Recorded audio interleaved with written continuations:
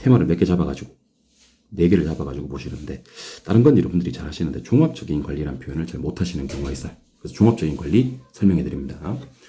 종합적인 관리는 히스토리 또는 스토리가 필요합니다. 내가 작년에 뭘 했지? 올해 뭘 해야 되지? 내년에 뭘 해야 되지?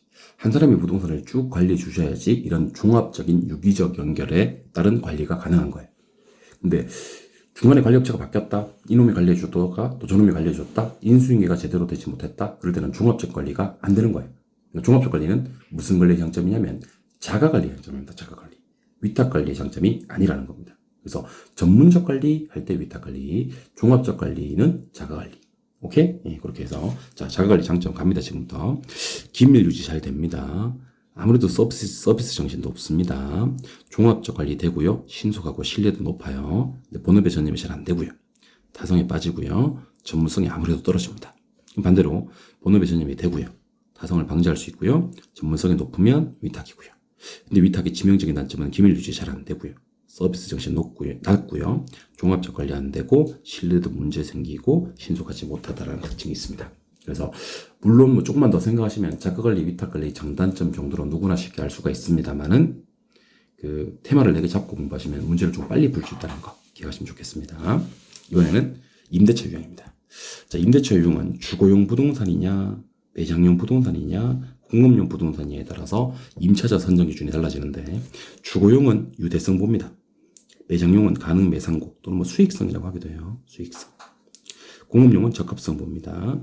주거용은 조임대차 그러기도 하고 총임대차 그러기도 합니다. 처음부터 모든 임대를 다 주는 거. 매장용 부동산은 비율임대차, 수익의 비율에 따라서 임대를 주는 거. 공업용 부동산은 순임대차, 순임대차인데 몇 차?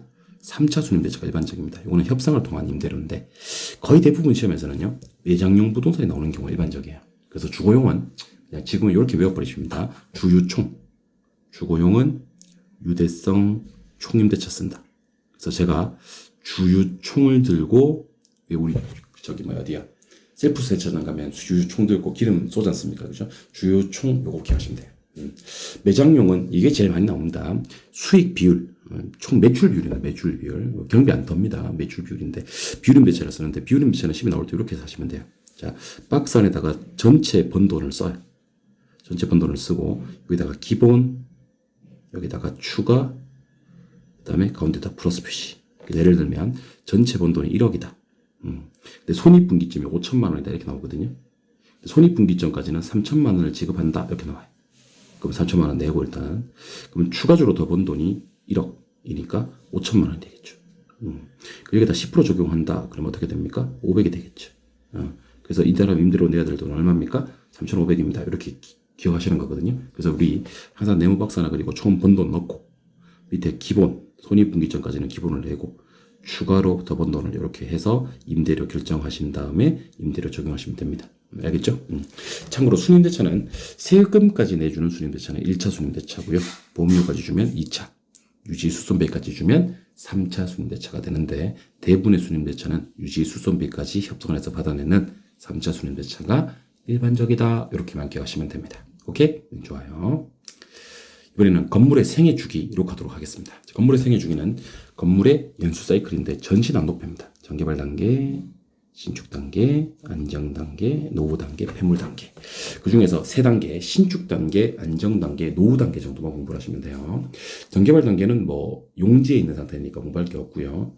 건물이 완성되면서 물리적, 기능적 유용성이 최고가 되는 단계가 신축이에요. 그래서 우리 상강오륜 중에 붕우유신 알고 계시죠? 붕우유신, 유용성이 가장 높은 단계는 신축이다. 시험에서 유용성 가장 높은 단계, 안정 단계다. 유안 나오면 안 됩니다. 유신입니다. 안정은 내세울 수 있는 게 뭐냐? 가장 장기간에 걸칩니다. 그리고 빌딩의 수명을 결정하는 단계입니다. 그래서 지출이 유익한 단계입니다. 지출, 돈을 쓰려거든 어디서 쓰세요? 안정해서 쓰면 오래 쓸 수 있습니다. 노후 단계는 급격히 악화됩니다. 지출하지 마시고 교체를 계획하시기 바랍니다. 폐물 단계는 쓸모가 없어집니다. 교체가 전제됩니다. 그래서 중요 단어 다시 한번 소개해드리면, 유용성 높은 단계 신축이고요. 가장 장기간 수명 결정, 지출이 유익한 단계 안정 단계고요. 급격히 악화됩니다. 지출을 하지 마시고요. 교체를 계획하는 게 좋습니다. 폐물 단계는 느낌이 완전 다를 거예요. 악화되는 게 아니고 쓸모가 아예 없어집니다. 교체가 전제된다라고 해서 노후 단계와 구분하시면 좋겠습니다. 그다음에 이제 개발 관리 마케팅론의 마지막 파트가 부동산 마케팅인데요. 부동산 마케팅에서는 뭐니 해도 마케팅의 세 가지 차원을 기억하셔야 됩니다.